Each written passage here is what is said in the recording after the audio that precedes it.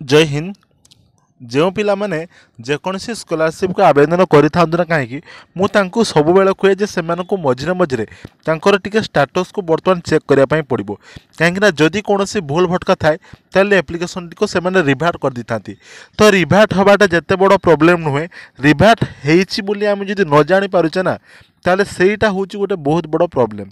तो एमती किसी बर्तमान प्रोब्लेम सामना को आसुच्ची पोस्ट मैट्रिक स्कॉलरशिप को लेकिन जहाँ तो प्राय किसी पिला माने मेसेज कर एप्लिकेशन टी बर्तमान रिभाट हो जाइए। तो रिभाट कौन पाई हुए रिभाट हेले आमे ताको कौन करबा आमर रिभाट होई कि नहीं आमे केमती जानिबा। तो ये विषय सब किसी इनफॉरमेशन आज वीडियो में आम आलोचना करबा।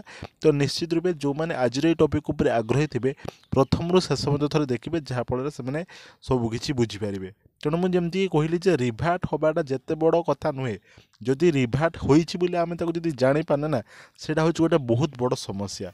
तो रिभाट हेले एमती किसी मार्क आसी थाए ठीक अच्छे एमती किसी मार्क आसी था। ये जो स्क्रीनशॉटा यहाँ हूँ ओल्ड स्क्रीनशॉटा मुझे तुम मान गोटे शो कर जस्ट केमी कौन रिभाट हुए देखापी यहाँ हूँ गोटे ओल्ड स्क्रीनशॉटा जहाँकि रिभाट हो सारापर कौन कराई आम रिअप्लाई कराई। तेणु रिभाट होती एमती गोटे बॉक्स आकार में एमती गोटे चिन्हटी रहाफल आम जापर जे यही एप्लिकेशन टी रिभाट होती एवं रिभाट होबार कारण माने बहुत प्रकार थाए। धर जो आम जितक सब डॉक्यूमेंट देचु से सबू डॉक्यूमेंट जदि ठीक से देखा जाऊ नथिबो आम जो अपलोड करूँ कास्ट सर्टिफिकेट इनकम सर्टिफिकेट तो से सबूर भैलीडिटी सरी जाइथिबो बा से सब सर्टिफिकेट को आम जो अपलोड करूँ ताहा अपलोड ठीक से होई नथिबो।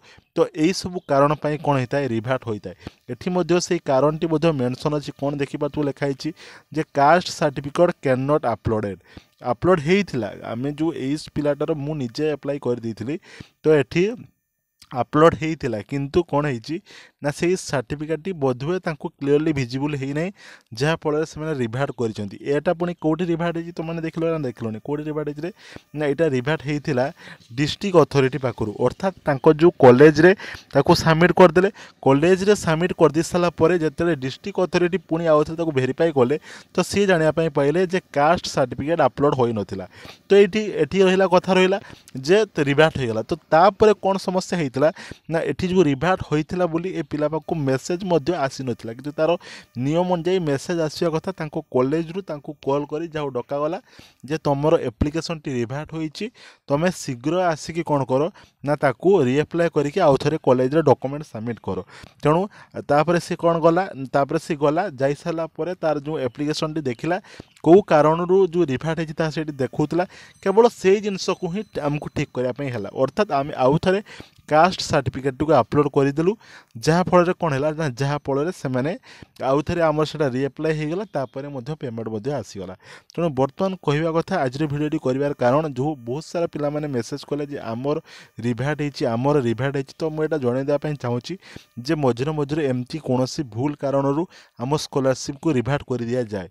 तेणु रिभाट हवा जितक बड़ कथा नुहे धर जो रिभाट है आम जापारे जापारापर आम कौन कलु ना आम आउ थे रिअप्लाई जोटा आम भूल था आम आउ थे ठीक करदेलु ठीक कर दी सारापर कौन है आमर पेमेंट आमको मिल जाव।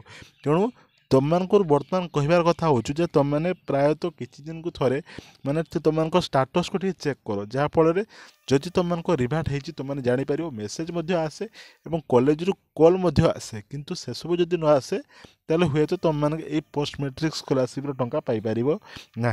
तेणु एप्रति समस्त जत्नवान हुए तो निश्चित रूपे समस्ते उपकृत हो पारते। ठीक अच्छे।